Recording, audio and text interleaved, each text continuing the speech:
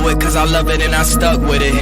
We ain't with the subbing in the cut with it. Please none of the talks, I heard enough of it. Like, what you gonna do, where you at, who you with? You ain't really about this, don't talk about it. Really on the move, on the map, never slip. Keep your hands to your lips, don't talk about it. Real eyes, real lies all the time. Stand on it, if we said it, we don't walk around it. Loose lips, sink ships, red cup, blue strips, new phone, who this? No, we don't allow it. Really on go, I don't know what's an off day. Now we on road, came from smoking in the hallway.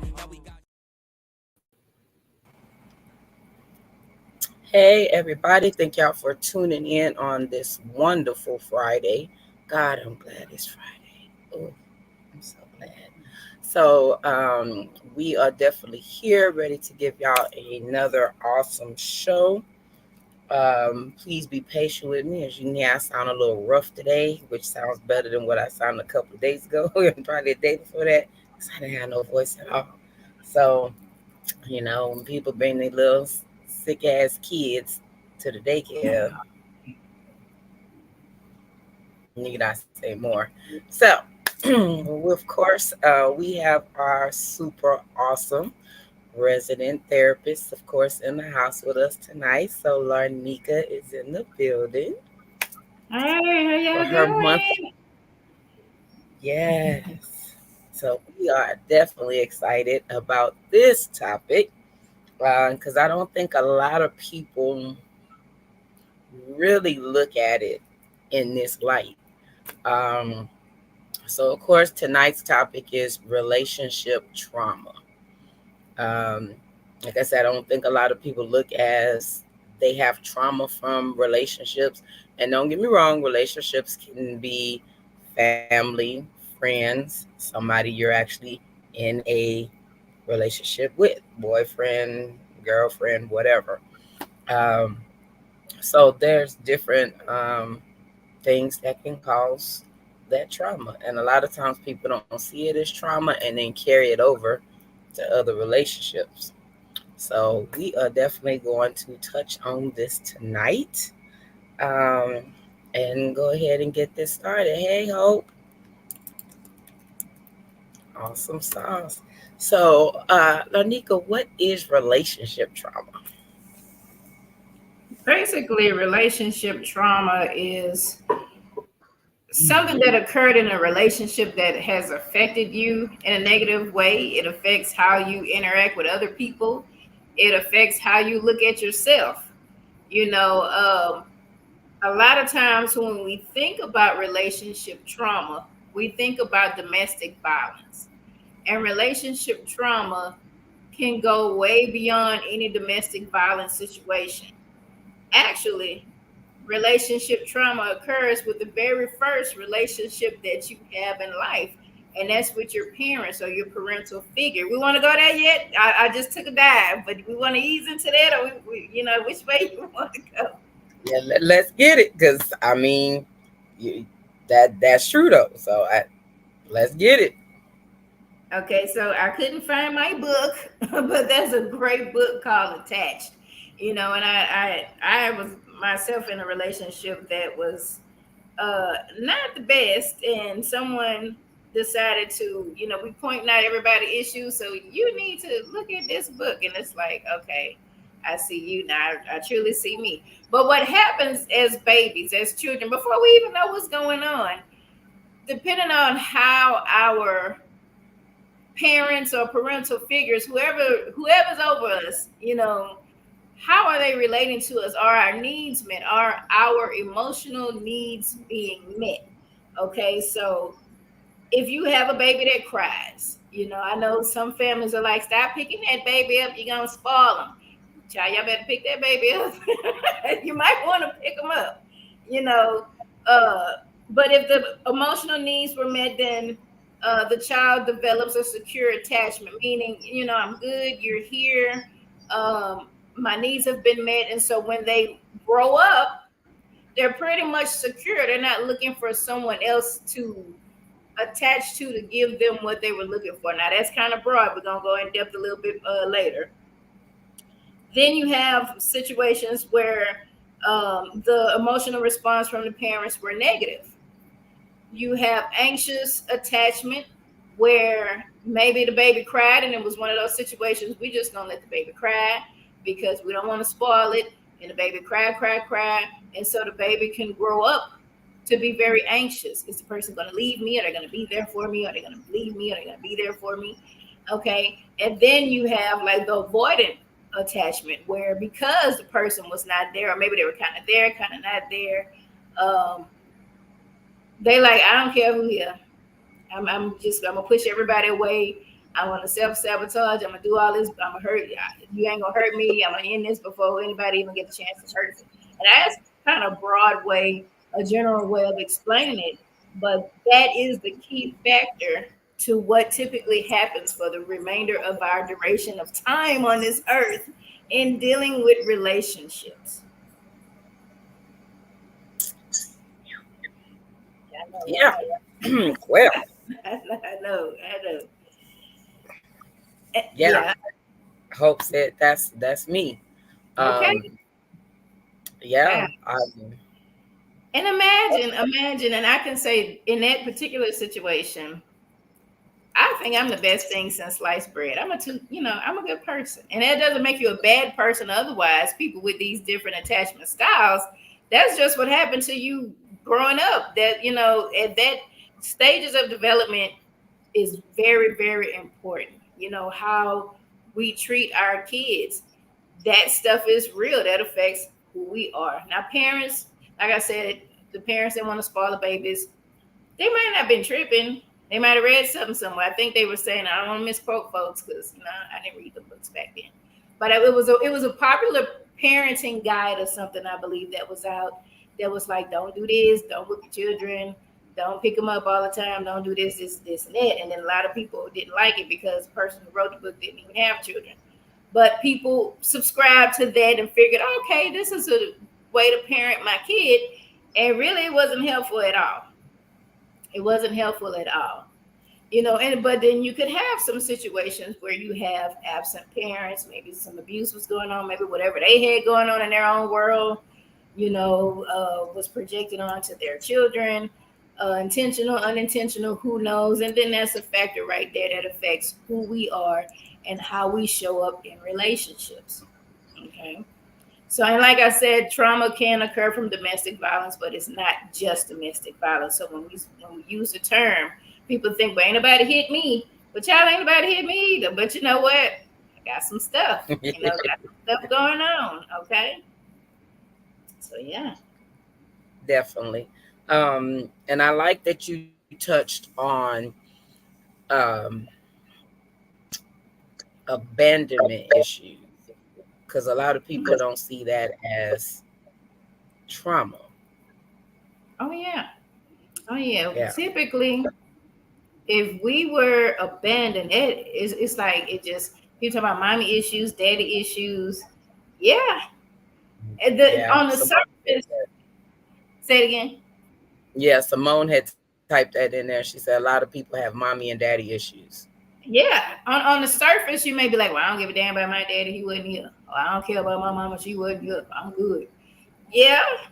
But it affected how you show up in relationships. Unbeknownst to you, it can, and with that, once we recognize something's going on, that's where we can heal that. So I know I'm jumping, but the end result is this can be healed. We can work through this. We can heal this. You can be fine. But typically, as grown-ups, we get into these relationships with folks and we're looking to pretty much soothe that attachment style. That's the best way to put it. We're going to look for somebody that's going to be there for us. And we can kind of have like a overkill with the anxious attachment style. I want to check your phone. You got to call me every time you go somewhere, put your location on, all this other stuff. A real anxious person, a people pleaser. I ain't checking nobody's phone though. But an overgiver, extending, doing too much to try to people please and keep this person in your life. That's typically that anxious attachment. Then you have an anxious avoidant. And that one is so interesting because you can have somebody like, y'all meet, Y'all good. Next thing you know, they done went ghost. It's like, what happened? Somebody, what happened? We was cool. Then they might come back and y'all talking, y'all good, and they done left again. It's like, you know what? And with that person, it's not that they don't want love. They're scared of the abandonment stuff, so they go on a self-sabotage all relationship, or they get in relationships with people that they know don't really want nothing, and that way it confirms with them, oh, relationships don't work. I tried to talk to this person who told you they didn't want a relationship in the beginning, but whatever, you went on and did that, and oh, that's why they don't work. I'm no good for relation. I'm not good in relationships. Keep choosing the wrong people. But then you have the anxious avoidant. These are the people that love bomb you. Hey, man, want to hang out? And do you want to go? Yeah. And then when you get there, they don't show up. It's like, well, damn, what happened? What happened? It's like a push pull kind of thing. They want to talk. Oh, I need to talk to you. Where you at? This and that. Or I'm introducing you to the family and everybody. And da da. And then the next day, y'all ain't talking. Or they mad. They found some reason or some excuse to be pissed off about something. I had that too. Not me, but somebody.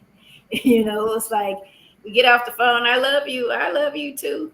Maybe an hour later, you lied. Lied about what? I found something on your Facebook. What hell? When? What? How? I don't understand this. Okay. So yes, those types of attachment styles exist, and that is typically how they show up in relationships. And it could be family relationships. Doesn't have to be intimate. It could be with family members. Maybe have a family member that's talking, oh, let's have a get together. Anytime you need me, call me, this and that. And then when you call, they block your number or something. I don't know. Extreme. They ain't really meant what they said. They was just saying some stuff. But that is the beginning stages of how we develop into who we are and how we show up in relationships. Now, typically, without even knowing all that background, but that's the root of it. We get into relationships with people. Maybe they were not the best. Like I said, they didn't have to necessarily be abusive, but they were just not good relationships. Maybe there was some toxicity there. Maybe whatever the case may be, some things happened in that particular relationship. When we leave that relationship or that relationship ends, we should take time to heal. Most of the time, we don't do that. Somebody said the quickest way of getting over is getting under. I don't subscribe to that. But I kind of did that at one point. But, that's a whole nother story. This wasn't about me. But you find folks who in a relationship, maybe they don't date for a month, then they're dating again. But what happens is they're afraid or concerned about whatever happened in the previous relationship. They may either overcompensate or they don't trust, or whatever the case may be, because they're treating the current person like the old person, without even really getting to know who the current person is. If the old person cheated and did all these things, when you get the current person, well, where you going? You got to go out again? Let me check your phone, put your location on, or some junk, that kind of thing.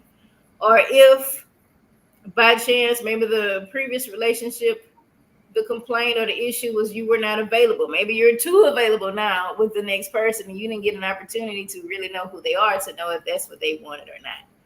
So that, typically relationship trauma, how it shows up, what it tends to look like. Isn't there, I know there's supposed to be a test that you can test where your attachments are. Yes. And I was trying, my stuff be everywhere, Jesus. I don't know. I have books in my room, books in my office, books in the den. I don't know where the particular book is, but you could go online and you can do a Google search. Now, that book I'm referencing, they had a test to it. So if you were able to get that particular book, you could look at it. You could click if you type in attachment style test, Google it, you'll be able to find it. And it'll ask you certain things like, how do you feel when you're left alone, or do you need people around to kind of soothe you? Or are you looking for validation from other people? And I think a lot of that, overall, with a lot of that, is we are looking for people to validate us in some kind of way. Yeah. And so we get into these relationships and we have these expectations that they will do all of these things for us. But in essence, these are things that, because it wasn't given to us during those formative years, we have to learn to give it to ourselves. In a nutshell, that's basically what it is. The love that you're seeking and validation that you're seeking from someone else, you have to learn to do that for yourself. They have to learn to do that for themselves. Because what if you're a secure person? Here, I got to turn my heating pad. The heat too much. If you, I ain't mad at you what if at you? all. Okay, girl. Have mercy, Jesus. Anyway, if you're a secure person, you got all your needs were met, you're pretty good, or you've healed, because a secure person could have had all that stuff going on in childhood, but they've taken the time to heal and self-love and all these good things, and you good, you straight. You date somebody, you gonna see all that. It's funny how when you're part of that, you don't recognize those things. At least you probably don't truly recognize it within self, but you don't really recognize that in the other person too until you start healing. Then you see these things, like people say you attract who you are. I kind of believe that. I can believe that. And I think we attract people, period. But I think when you're in a healed space, you recognize what's unhealed coming your way, and that determines how much you want to put up with it. Do I want to date this person on I'm seeing all these things? Or do I want to be like, nah, I'm good. And I'm okay with leaving that relationship or not even starting a relationship and going to do something else.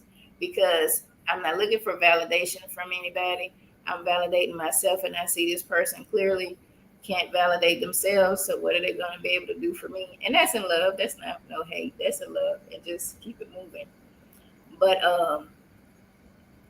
I think that if you recognize your attachment styles and you're working on healing it, and you end up with someone who's secure, I think they can help you heal, because you already see this, you know what's happening.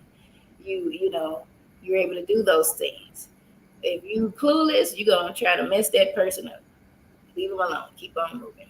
Okay, that'll make it. Yeah.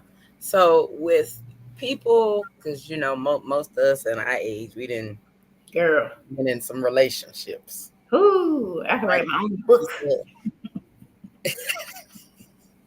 And as you say, the traumas that we occur and end up putting in our little old bag of trauma that we go from relation to relationship.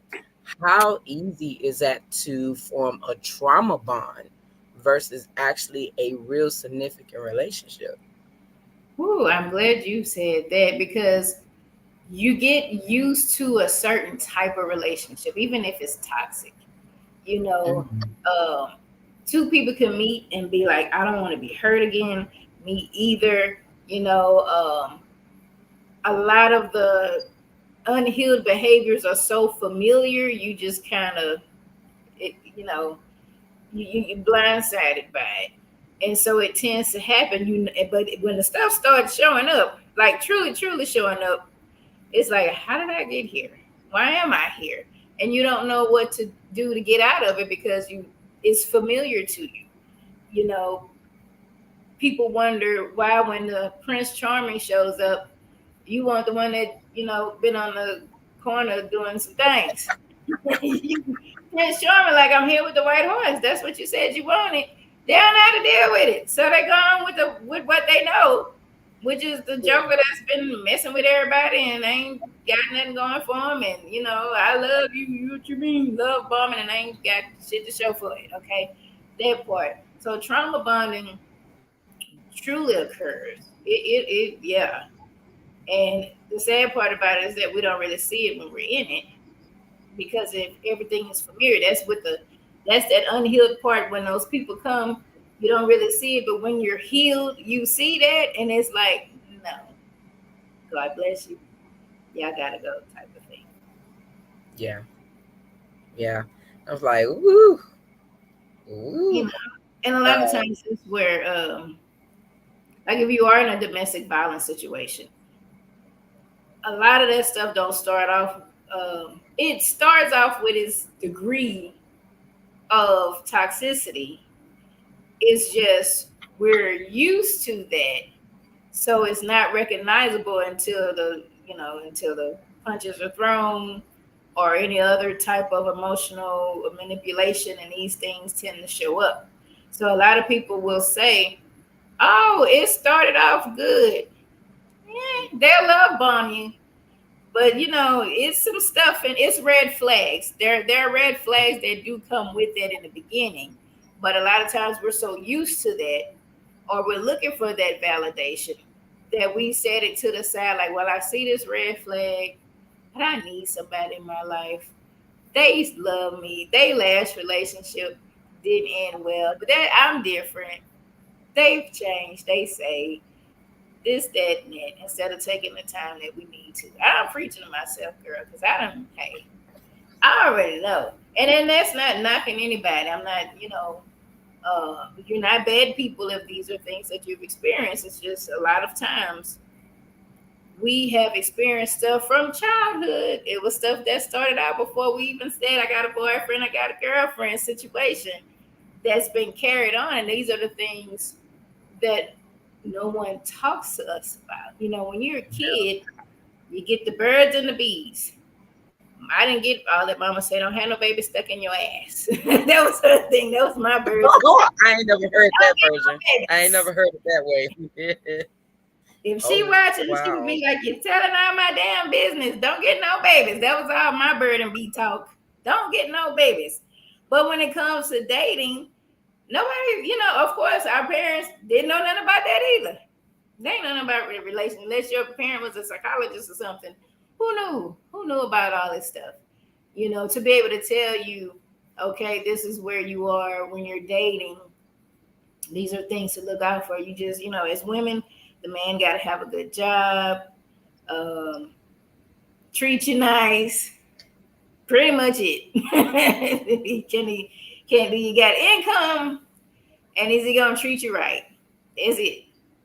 They don't tell you about all the other Yeah. stuff and all these other things like that. So yeah, so we get in relationships.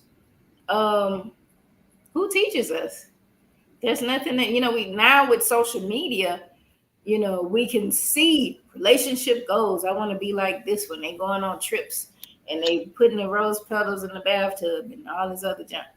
Okay, what happened when that?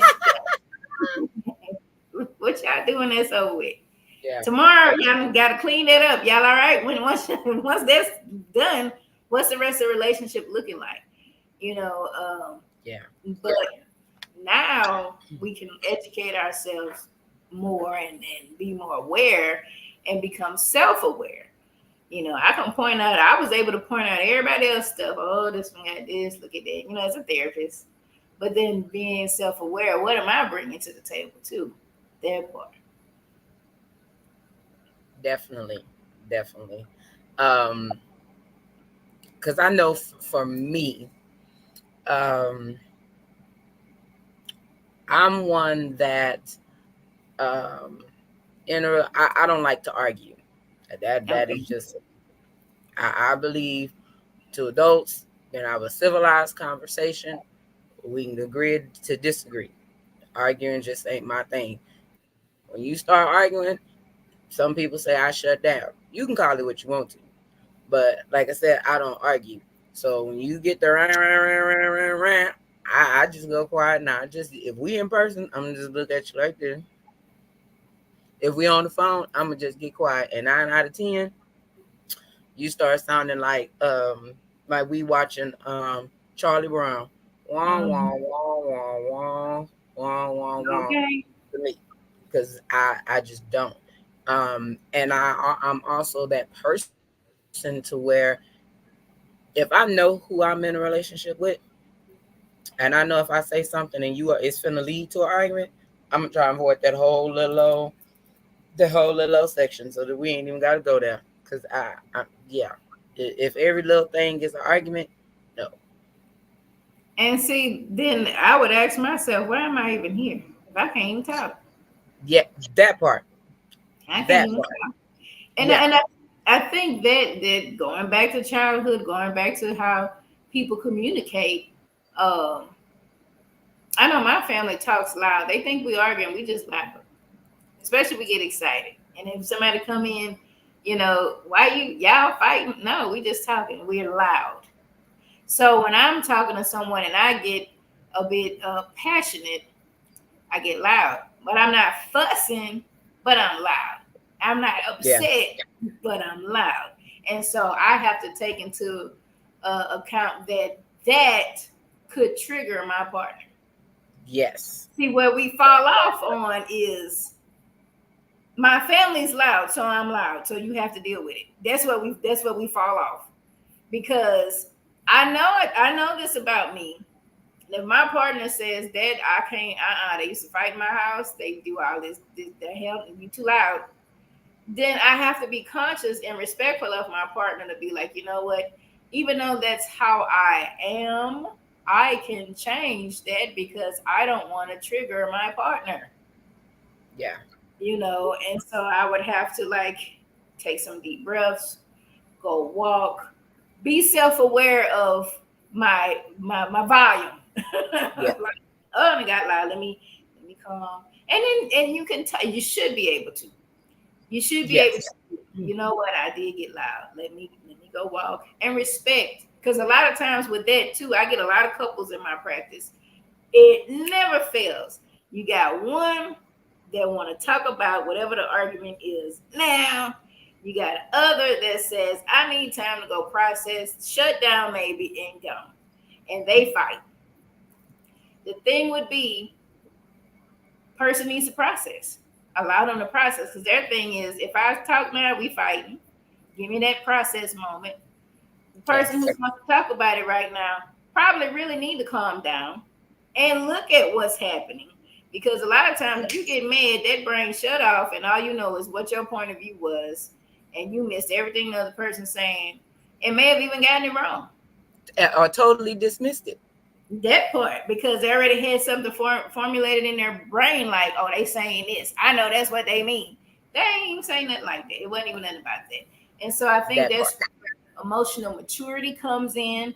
That's where self-awareness comes in. And that's where respect of your partner, even compromising, not changing who you are. If you know you have some characteristics and some things that grew from an unhealthy space, but you believe this is just how I am. Okay, if that's not a healthy how I am, you might want to work on changing it. And that's not changing you as a person. That's a difference. People say, well, compromise is a bad word because it's changing who I am. It's not changing who you are. I'm still Larneka. I just know when I get excited, I need to tone it down because I don't want to trigger anybody. I'm still getting my point across, but I have to do Yeah. it in a more emotionally mature way and respectful way in order to resolve whatever the issue is. Because if we just talking to be talking and there's no resolution, what's the point? Might as well go to bed. We Yeah. ain't even trying to resolve it. We just making noise at each other. I'm trying to out-shout you, you out-shout me, or I may end up saying some junk, tit for tat, bringing up all that junk. What does that do? That does nothing. Are you trying to resolve? Is there a significant issue on the floor that you're trying to resolve, or you just trying to prove a point? And your point proving does what? Nothing. Okay, that part. So I mean, yeah, and I think that's where being self-aware, respecting your partner, learning how to communicate. Nobody really teaches us how to communicate, fair fighting rules, all these Definitely. different things. Nobody teaches that. We just start talking. We do. Yeah. We communicate. People do. Whatever the case may be. That's what we do. They don't teach us nothing. They are teaching us but they teaching us the bad way. We're learning by examples. Now, if you did have parental figures, parents growing up, and they did that, then you probably on point. You probably said you good. Your communication is good. Hopefully, your partner had the same thing, and y'all can talk to each other, like you said, like intelligent adults, instead of all that other stuff going on. Yeah. Yes. Yes. Now, going back to, as you said, the traumas, like you said, your family is loud. I know mine can tend to be loud. My mama is loud as fuck. She just Yeah. loud. She don't be angry, but she just naturally loud, happy person. Mm-hmm. They Hope can even vouch for that. She just loud. But I remember I was in a relationship, and when them black mamas get to black mommy and that Mm-hmm. tone change. It's that I'm in your behind tone. Yeah. I dated a guy that when he would get pissed off, his tone changed, and I Mm-hmm. didn't understand why I was being triggered. And I did this session with this other coach. I did a biomagnetic therapy session with this coach, and Okay. it was like it came to me, and I was like, "Oh shoot, I'm triggered because some of the stuff that he said sounded like my mom. The Yeah. tone, verbiage, and I was like, oh shit, Mm-hmm. yeah." And that was a whole different reality. And then when it happened again, and I was like, he sounded just like her. Okay. And figured that out. That's what that undercover trigger was. And I didn't think about it like that until then. It was just like one of the moments like, oh, one of them. Mm-hmm. And I was like, Yeah. wow. Okay, now I get it. And I'm with you with that's something I've been learning while I've been in therapy is processing. Like a lot Mm-hmm. of those times when you are triggered, sit in that moment and figure out why you're triggered, what's actually triggering you, so you could be aware the next time it happens and figure out, okay, why am I triggered from this? What happened that makes me, and then that aha moment is like, oh, That part. okay, I got you. Yeah. That So part. I'm definitely all for that because it's a lot that I can say that has come to mind and reality on why when this happens I'm triggered. Why is this? And a lot does come from relationships, whether it be family, friends, um, romantic, whatever. It could be those little things that you typically don't think about. It's almost like out of sight, out of mind. Mm-hmm. Yeah. And that's where that's the beauty of becoming self-aware, you know, because we just go, like we live, we go to work, we have our families, whatever we do, we just do. We done had all kind of trauma and stuff that occurred, but we just go.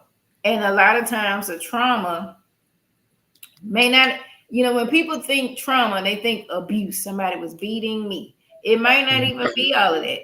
When I started my shadow work coaching, because I was like, okay, I didn't had enough of these relationships. I'm getting too old for this. I'm broke. I can't keep doing this. What am I doing? Because at that point, it was me. Think I was being a little narcissist before, like, what's wrong with them? I'm good. What you mean? But I had to truly look at myself like, what am I doing that keeps attracting the exact same person with the exact same outcomes, even though I verbalize, I'm tired of this.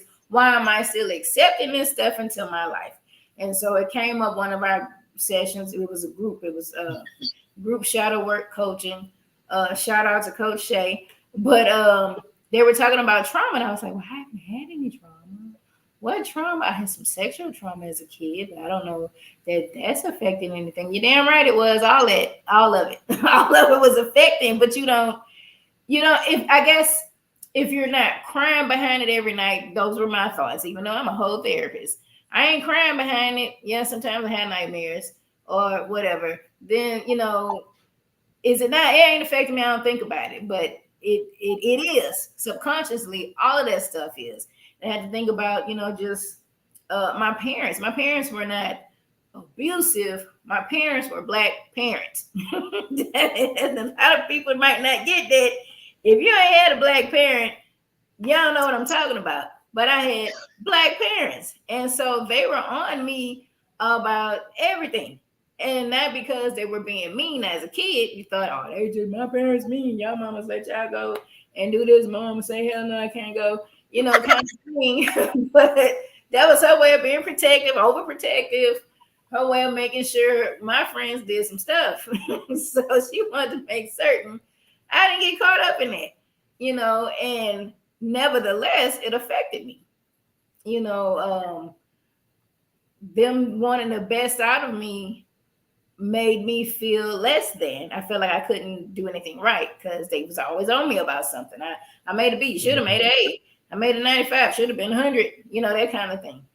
And so that affects your kids. It does. And, we grow up thinking, certain things about ourselves, not consciously, but that's what's kind of been ingrained.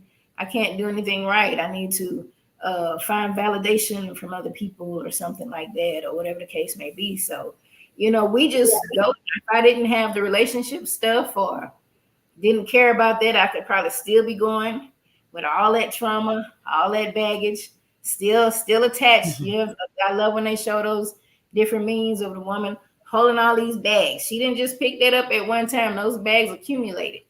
Okay, that's lifetime of bags that she got. Them bags is for real.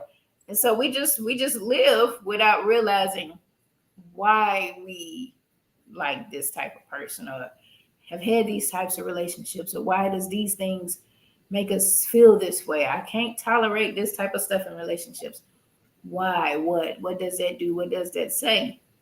And I think we mess up because that old saying, the best way to get over somebody is get under. So we're doing all that without taking time to really heal and really get to know ourselves and love ourselves. And even when you begin dating, who am I dating? Who is this person? Who is this woman? Who is this person that I'm dating? They look good. They got a nice car or whatever.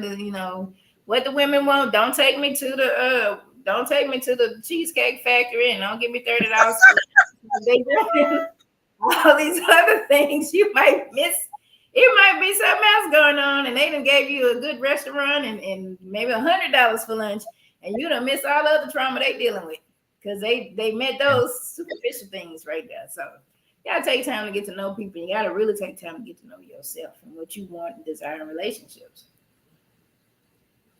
Definitely. Hello, sir. Hello. Howdy. Hello. Man, I'm having like, I don't know what's going on. It's just been a day. Been a day. You ain't paid your internet bill. Man, that is. Yeah, I must be, because this ain't. It was like cool business. Yeah. It said Mercury retrograde. Yeah. Messing up all of the technology. That's what I'm saying. He ain't.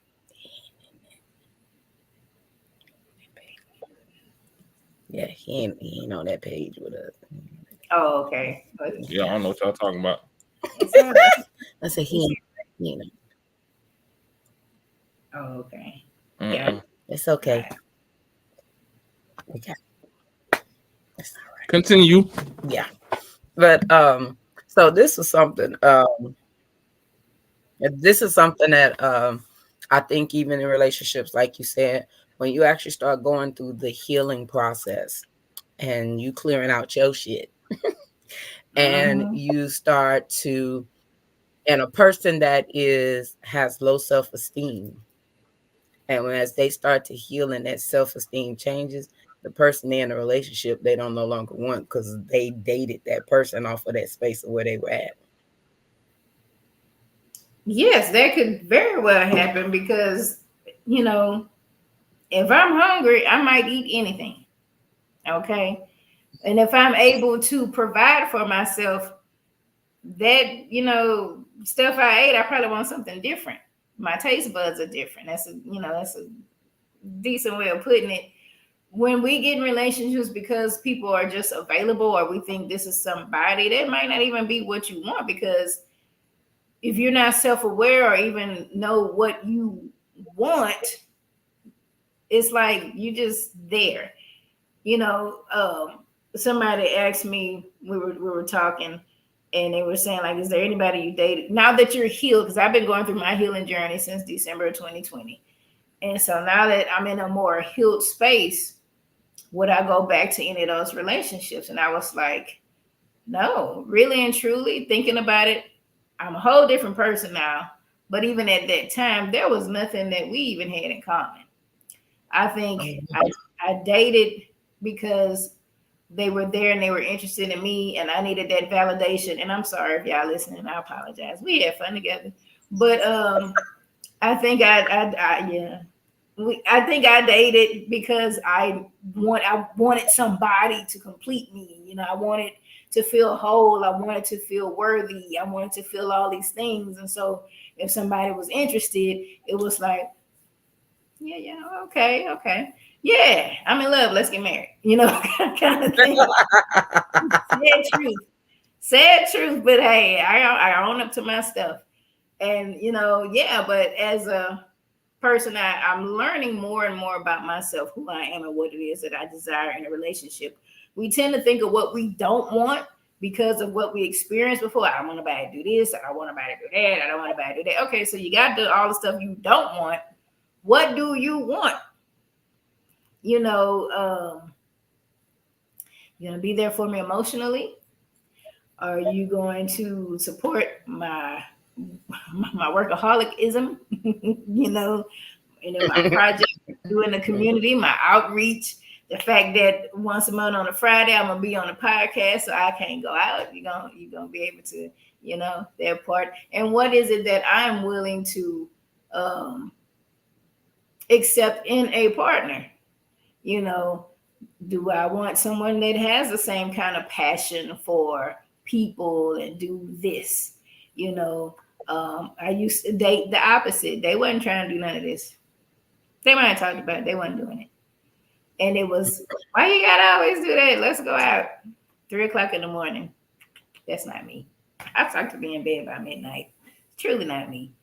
But you know, when you just when you just grabbing, trying to be, when you're looking for that validation, you might, you know, get with anybody and anything. And then when you heal, you realize this truly is not who I am. That's not really what I desire in a relationship.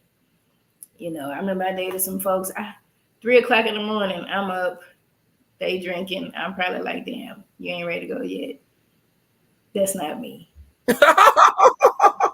me. No. Midnight, I'm ready to go to bed. Now we can respect the fact that, okay, you want to stay out till 3, I'm going home. I can respect that because I'm an introvert. I ain't not there for me 3:00 in the morning. That part. I just can't. That part. You know, if it's a party, crawling, what do you call it, bar crawling, I don't know. But if I'm out of town and that's what we doing, maybe. But child, look, what time the thing start? Okay, that part. But so be true to yourself. If you, I know some people, and a lot of my kids, when I talk to my kids at school, you know, they try to be what the other person wants. And they change that. Now that's where the bad compromise is. You changing to fit a mold into someone else. But then they feel away when the person is not doing any of that for them. It's like you shouldn't have been trying to change yourself in the first place. Now it happens. It happened to me. You know, it happens. But we got to be true to ourselves. If it's something, I was talking to somebody, and they were saying, well, I do this and this. I don't know that I would find anybody that would want that. I don't remember who I was talking to, but I'm like, your person will love you even with whatever. I don't remember what it was, but it wasn't nothing like bad. It was just something they were into, and they felt like I need to see what the trend is of what people are into. Let's say music. I don't remember what it was, but I'll say music. I like this type of music. I like classical music. I don't know if black people listen to that. So I'm gonna have to start listening to who them people is, Sexy Red or something. Girl, no. I don't know. I You don't know. gonna I ain't gonna be. No, no. I ain't gonna be able to do that one. Oh okay. Lord, I ain't gonna be able to do that one. The children singing it at the birthday parties. I don't understand it. Jesus help us. Okay. But you'll find you some black person that likes the classical music. You don't have to listen to Sexy Red and whoever all these other people are that the children listen to. Because I don't, it be on the radio in the morning, but I don't, girl, I don't know what they're talking about. Okay. I ain't listened to the radio and I don't know how long. Girl, ain't nothing, you ain't missing too much. They got all No, this. I'm sure. Everybody. From what the little snippets I hear on social media, I ain't missing nothing. Child, my coworker today, I guess we was all stressed. He put on some baby face. I said, well, brother, how old are you? We got to be in the same age group. Okay, put the baby face on, you put the deal on, listen to some old school TV. Yeah. I'm like, hey, he was like, I listen to that Hispanic guy. That's my brother. I listen to this. I'm like, okay, I ain't mad at you. All right, you can play that for me. Okay. That's what's up. That's what I'm talking about. Yeah. Yeah. Oh, yeah. That's me right there. That's Mm-hmm. definitely me. Yes. So you ain't got no questions or nothing tonight? You too quiet for me. I ain't used to this. I'm here so I don't get fined. I'm just trying not to mess up the my stuff. That's why I ain't trying to make no sudden movements. My shit might freeze up again. You know, bootlegs. Nah. No, I mean, I'm just listening to what y'all talking about, and yeah, it makes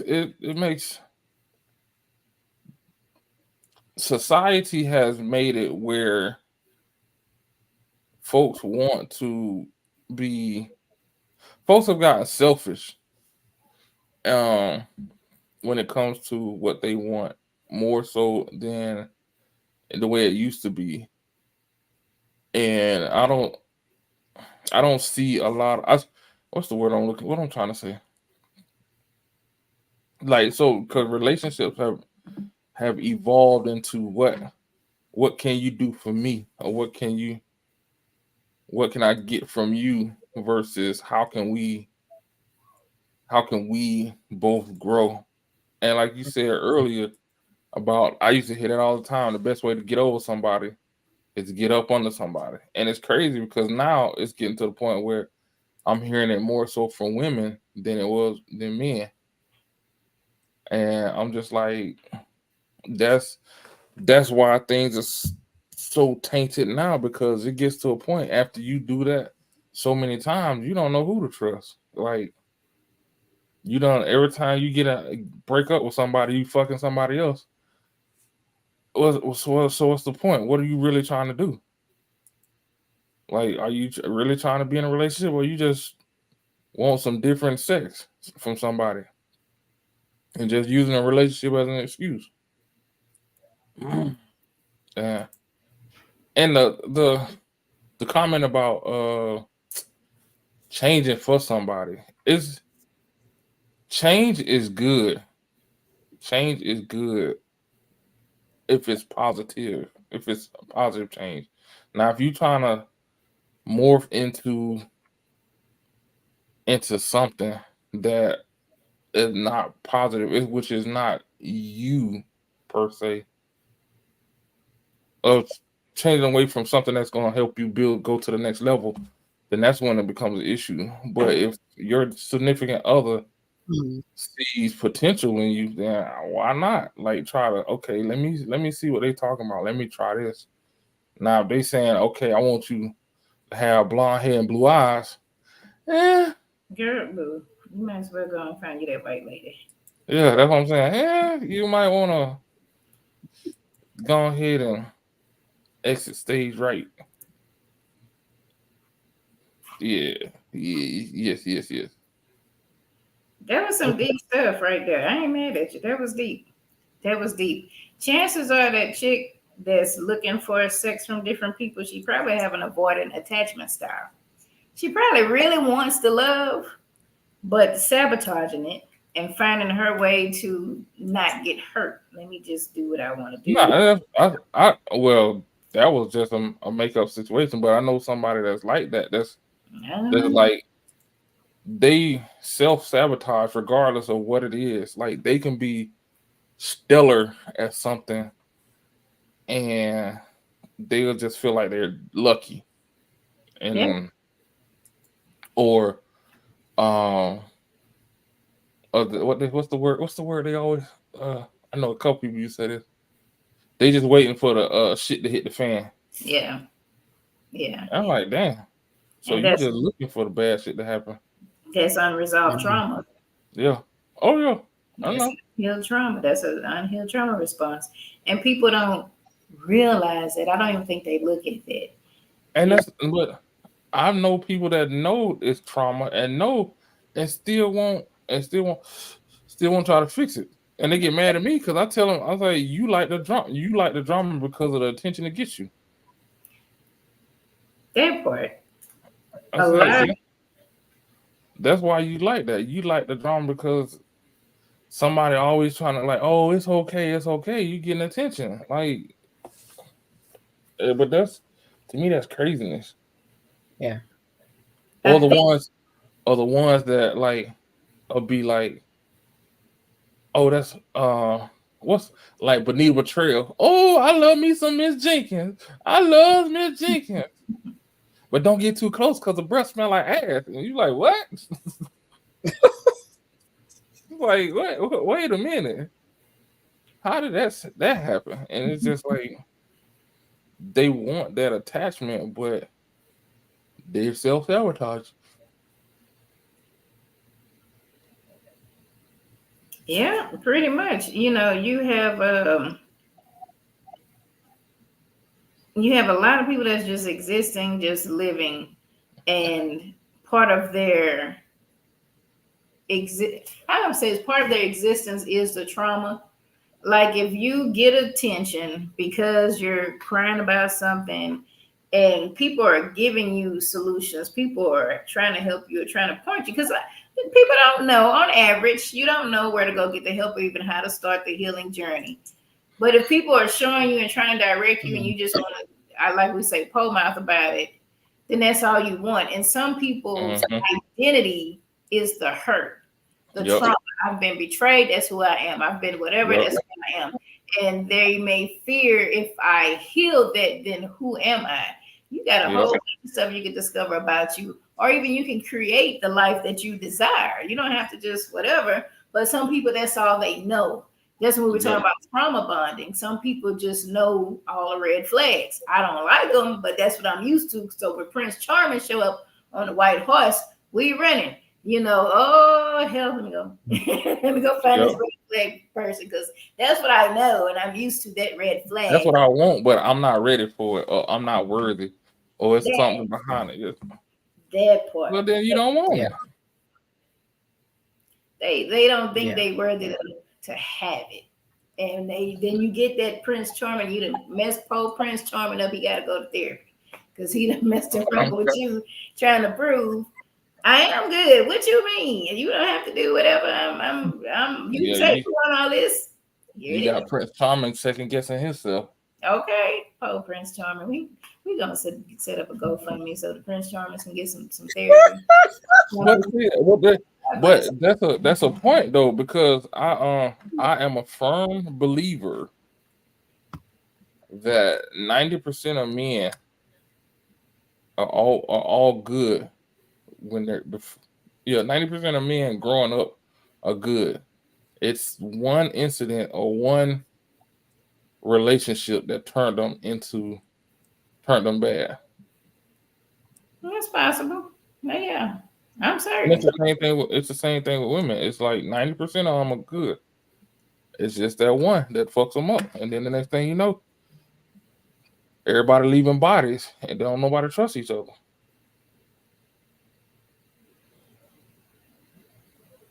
That part, and that's usually what happens. The response is, I'm not going to give my heart to a person again. Let me guard my heart, or even shut my heart off, and just be. Because a lot of people feel like, well, you know, good guys finish last, so why should I even be a good guy? Maybe I should just be a pimp and just do all this other stuff, you know. And that is indeed a trauma response. They do desire the stuff, but somebody hurt them, and they just and that hurt in that relationship was probably the second hurt. The first hurt was growing up with the attachment style part we talked about. And what happens is when they do get in a relationship, it confirms to them, nobody loves me, so why am I even giving love? I'm not even worthy of love, or whatever the case may be, which would have a person out there with all these women or all these dudes or doing whatever they doing, heartless stuff, tearing up America, whole things. I'm kind of amening to myself on the inside because I've been a casualty of war, unfortunately. But you know, that's typically what happens.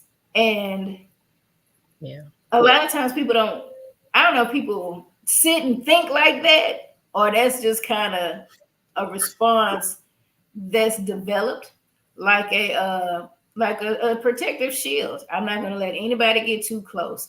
I know I can have sex with you and I can leave you alone. That's it. For the most part, all the other intimate, emotional stuff that relationships bring, I ain't doing that. We just gonna have sex. Like I'm not that person. I can't do that. Like I can't do that. Some people do. They say it's just sex. I have emotions, everything. I be like, what you mean? I can't do it. I'm just not. That's not me. But a lot of people will. That's what they do. That's what they do in response. As far as the what can you get for me? What can you do for me? Thing you mentioned. I hate seeing these dating shows and all this other bullshit. I'm gonna call it bullshit, child. That's what it is. If you want to manipulate this way, do this that way, they should be able to afford to buy this, and date should cost this, and all this other stuff. Well, I be in some groups, they be talking about it. I'm like, that's why I'm not in a hurry to date. At one point, I was like, I need to date, and as I've been healing, I'm good because I'm looking at all this stuff that's going on. The dating pool truly has poo-poo in it. I believe it.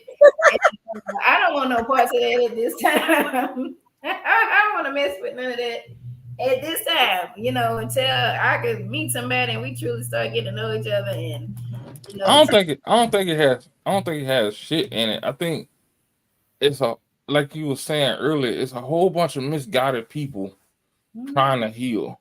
And the people that they are gravitating to and listening to are just in it for the money grab. oh Lord, I The never listened likes. to that dude. What's the guy? The dating guru that died. I didn't never listen to none of that. Like I would hear snippets, but I didn't watch none of that stuff. You know, people want somebody in a certain income bracket, or you got to take me here on the first date, or you got to be this and that. And But that's what I mean by when I say it's gotten so, well, I shouldn't say that's what I mean. I don't know if I said it, but it's superficial. Instead of being vulnerable, everybody want that instant gratification. yeah, if I meet you and we decide, if we, I don't know, I don't do dating apps personally, but for those who would, if y'all check boxes, whatever the case may be, you meet somebody, y'all talking or messaging, whatever, and you decide, let's meet in person. I would think the purpose is, let's meet in person. It could be at Popeye's, child. Do you eat chicken? I do too. I wouldn't be mad. It could be at a park, at a game, or somewhere. I think I heard about some lady was mad. Dude, they went to an NBA game, but they was all the way up in the 400s, I guess, and she was mad and talking about him. Well, you didn't really care about that dude. You didn't want to meet him because if I'm meeting you in person, That's me seeing if everything we've been talking about online or over the phone It's lines true. up, or the energy. Let's see how our energy exchange physically, how that goes when, you know, versus being messaging or whatever the case may be. And if you mad because y'all eating at the what it is, the Cheesecake Factory or and all that stuff, then you didn't want nothing in the beginning. And that's why one of my reasons that turned me off, and I've never ever been on a dating app, but just hearing some of these stuff. Now they got a lot of some of my friends got married and still married, and amen, y'all do that.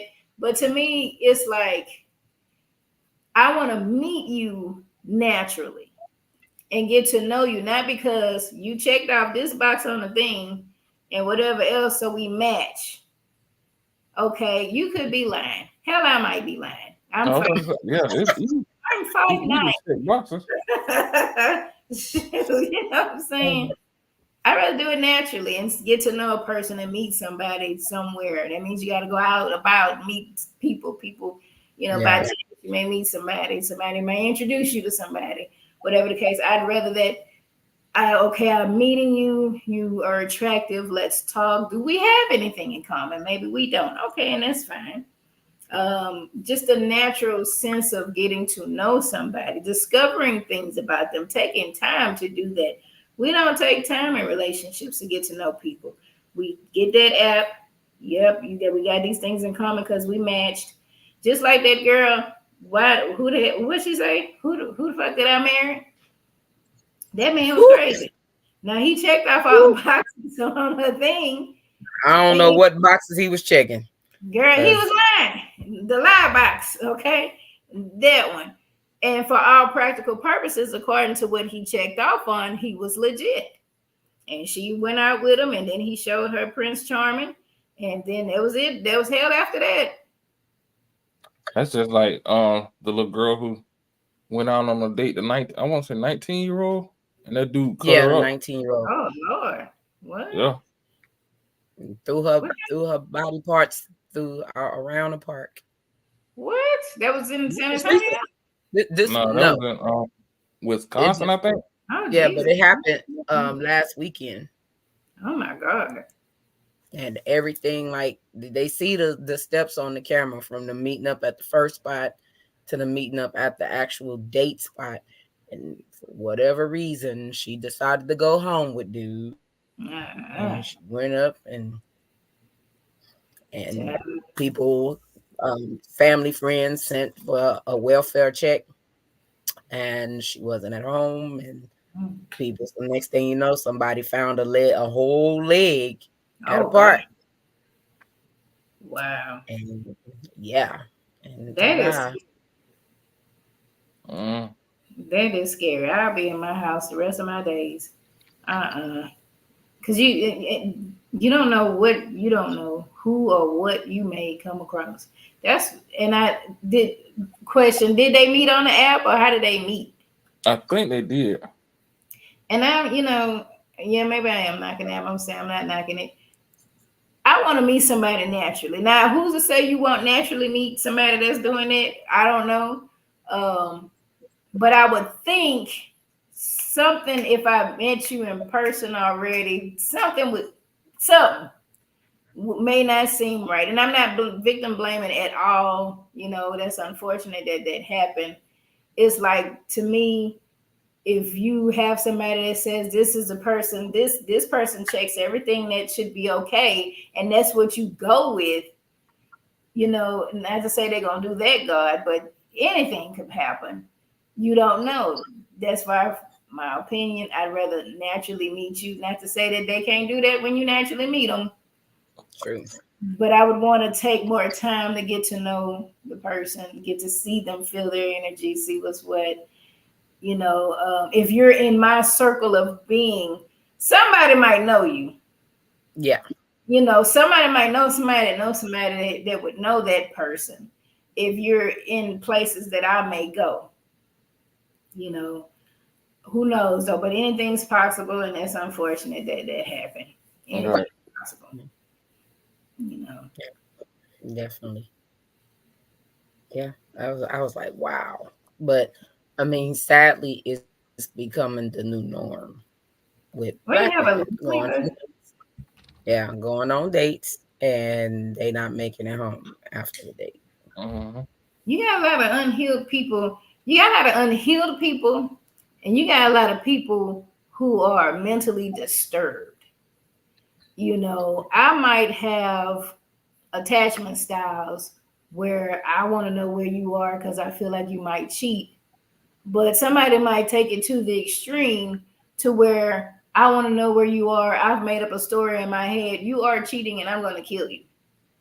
There's people do that. I mean, without the killing part, well, folks do that. A lot of folks do that, and that's another form of trauma where Oh they catastrophize. yeah. That they do. The worst case scenario, and it's because of something from the past, perhaps. Hmm. They make them tell themselves this story about this new person. You probably doing this just like this other girl did, or the other boy did, Hmm. whatever the case may be, and then it's this and it's that, and you know what? I'm not gonna let anybody do me like that, and then they lash out in some kind of way. They lash out in some Yep. kind of way. On the flip side of it, not saying nothing about this girl, but you have people, some of those folks who are avoidant, kind of jumping around from person to person, and you play with the wrong person. You might think, well, you're giving me $100 for my lunch, and we gonna eat it wherever the most expensive place is, and you letting me buy everything I want, and I'm using you, and I'm talking to the joker that ain't got but probably $5 in his pocket, and then that person find out. Now you done mess them up, and they could be disturbed, and they could mess you up. And I'm not trying to blame the victim, but it's just like you got to be careful how you treat people because folks Yes. are unhinged easily nowadays. There's a lot going on in the world, a lot of undiagnosed stuff, a lot of people self medicating, a lot of traumas that's just like on 10. And you don't know what you might run into. Not to say you got to be paranoid, but you got to be careful and you have to really be conscious of how you treat people. You know, you got to pay attention to red flags. You got to just be careful. It might help to do a background check. I used to try to do the free background checks. That ain't worth a damn. You better get you some money and pay for your background check to see what's going on with the people. It's good to know. It's good to know those things. So yeah, oh Lord, have mercy. Yeah, that part. Yeah, that Mm-hmm. part. So no, I highly agree.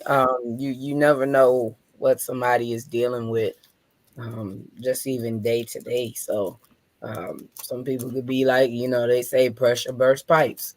So they can be at that point to where the one more bad thing happened, and that's their breaking point. That part. And you don't want to be on that end of the breaking point. Mm-mm. Yeah. Not at all. Not at all. No, So, definitely that. All right. Well, See, there y'all go again. Y'all sounding like what Transformers. you finna say? uh-oh.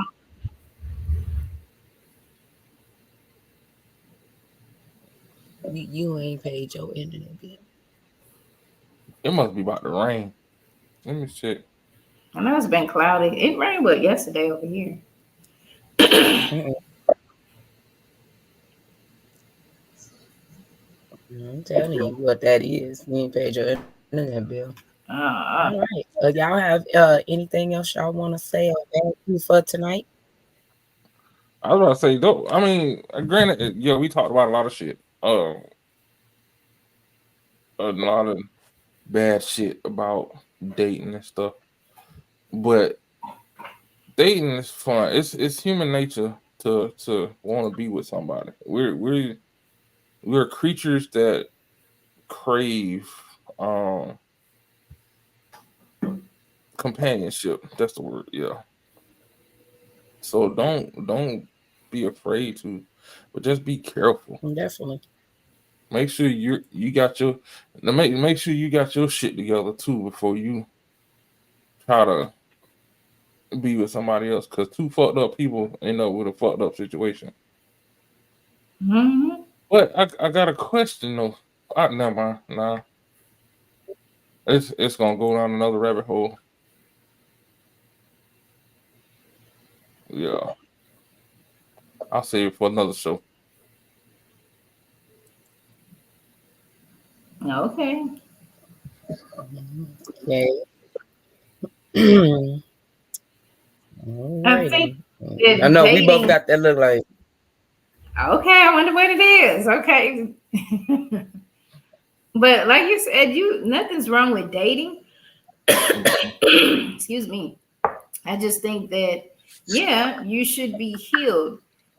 If you're dating just for fun with no intentions, no expectations of anything, that needs to come across whoever you're meeting. And perhaps if you do go on the apps and you're just looking for fun, then do that. If that's all it is, I just want. Some people say they go on there looking for friends. Okay, and you might meet some cool people, and that's all it is. We just hanging out. I just want somebody to hang out with, and hey, amen. Just do that.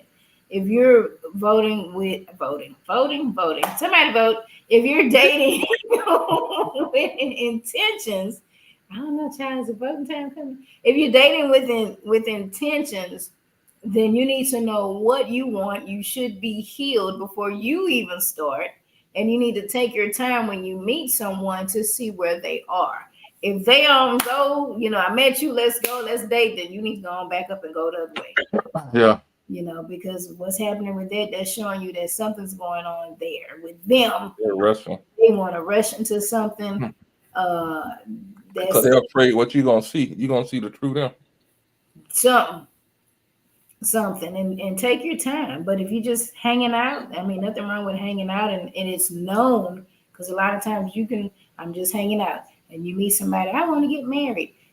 Are you good with going out with me? Because all I want is to hang out, that part. And that's where everybody needs to be on the same page with. All we doing is hanging out. Everybody define dating in a different way. Some people say dating is the hanging out. Some people say dating is a committed relationship. Know your terminology too. I'll say hanging out, because to me, dating is if we go together. that's my way of putting it. It's me and you and nobody else. Me and you. That part, we're exclusive. Some people say dating means just dating. We just, I'm like, okay. Well, what you call other stuff? Committed. Okay, well, know your terminology when you meet people. How do you define this? And nothing wrong with talking. I think some people are afraid. Some people say, don't ask this or don't ask that on the first date. Why not? Why not? Let's talk about it. Now for question I hate, I'm gonna say it, I hate with a passion when they ask you what type of person you looking for. And I think that's probably them trying to be that person.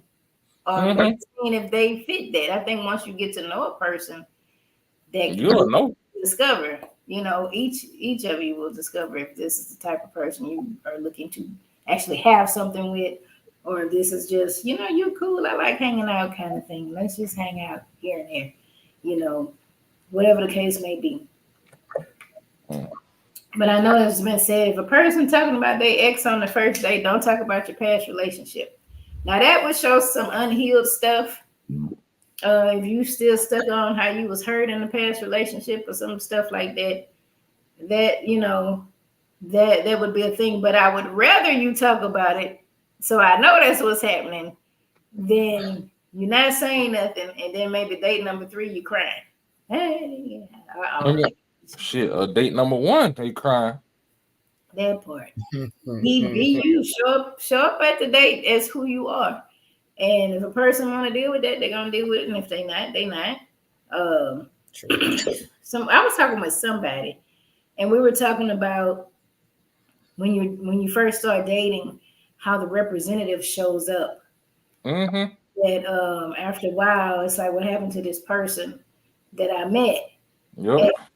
We were saying that perhaps they wanted to be that person. It's not like they being a fake well, it's fake, period. It's because if it's not truly them, it's not authentically them, then it is a representative.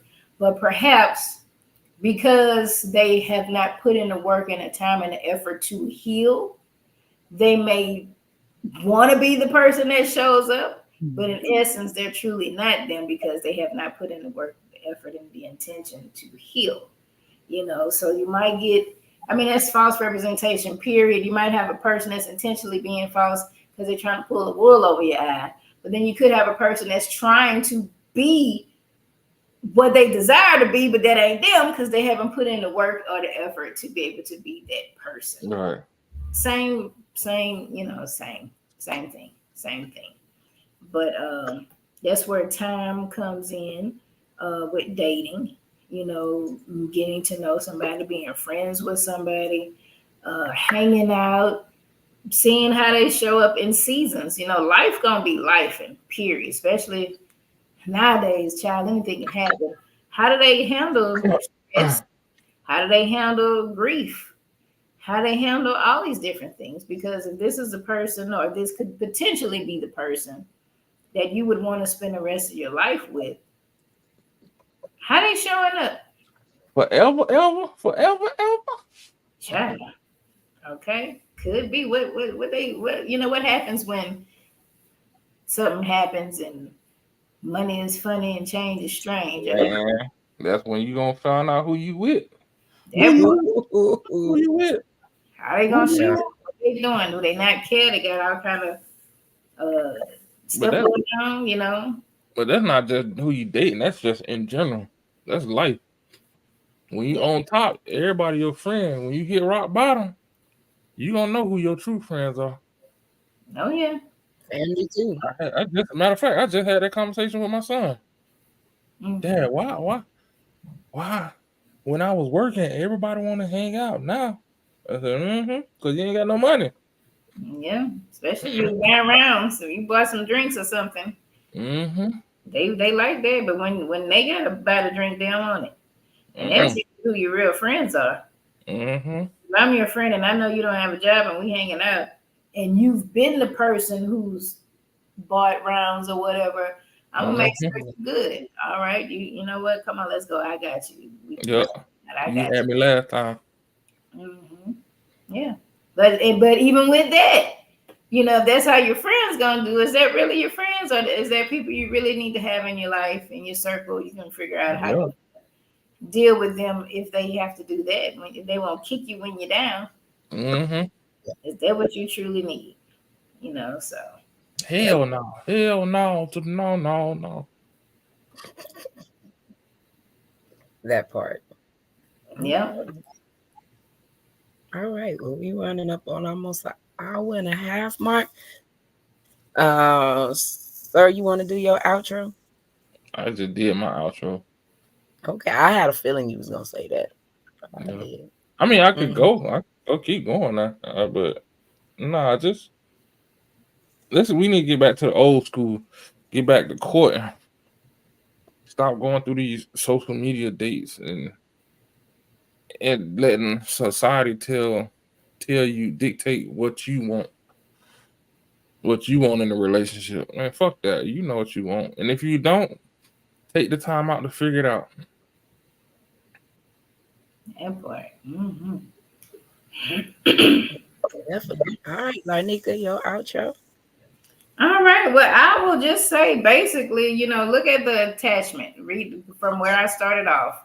You got to figure out who you are. And I think once you know who you are, how you show up in relationships, how you've shown up, things that may have triggered you, different things that happen, take time to heal. Society is where it is. Like we were saying, they want to dictate who, back in the day, women should be married by a certain age and all this other stuff and all these other things. Take your time. They got people, if marriage is your end goal, people getting married at 100 years old, child, if that's what it's going to be, hey, it is.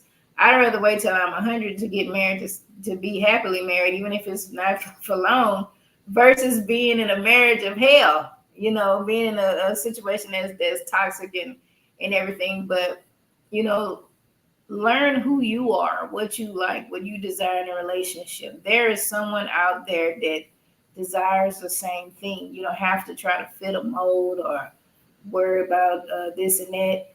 Love yourself, heal yourself, You complete you. No one else is going to do that for you. And take time to get to know the person to see if they are in the same energy field that you are. Y'all equally yoked. Are they healed as well, or healing? Are they in that process? Where are they? Don't be afraid to ask questions. Don't be afraid to walk away if it's not something that's pleasing to you. No matter how they feel, it's really about you. How do you feel in these relationships, in these situations? And thank y'all again for having me. I appreciate it. Most definite, most definite. I Larneka and DA has basically summed it up. Dating is hard these days, and it is a lot of work. Um, and just figuring stuff out, the person, getting to know the person, getting to know yourself. A lot of people are on a healing journey, so you are putting that old person back here and getting used to the new you. So a lot of your standards and stuff change. What you want wasn't now is not what you want then. So be patient with yourself and learning what you want. And if that person don't align, then be okay with, hey, we cool. It's not, something that I want. Just be honest with yourself. So, it's a whole process. It seemed like back then it was easy, but think about it. If it was that easy, we'd probably still be with them people that we was with back then. So just saying. But definitely just be mindful. Don't have rose colored glasses on. Because when you take them hoes off, that boy, whatever's there gonna be like, woo, you were like, what in the Mm-hmm. hell did I do? I Oh get shit. it. Start really seeing them flags and a whole lot of other things after that. So just be aware, definitely, and pay attention. Um so I thank y'all for tuning in tonight. I did post 2 of the attachment style quizzes in the comments. Feel free to go take them, and hey, you might learn a little something for real. I've taken that test probably a couple of years ago. Some things have even changed with me, so I plan to retake it and see where I am. But definitely do that. Check in with us next week. We will be back at the same time. We have special guests on. So that should be very interesting. It has to deal with relationships. It's actual relationship. So that should be good. Why you look like that when I said that? You caught that look, right? He had that look like, yeah. You. Oh, I don't know. I don't know what I was thinking. I was thinking Okay. about something. So something hit that mind because it was like that the light bulb went on and you was like, yeah, so ain't no telling. But thank y'all for Yeah, tuning in. If y'all have yeah. not, like, share, and subscribe. And we will definitely see y'all on next week. Be safe and be blessed. Yeah, what's up with it? Do it cause I love it and I stuck with it. We ain't with the subbing in the cut with it. Please, none of the talks, I heard enough of it. Like, what you gonna do? Where you at? Who you with? You ain't really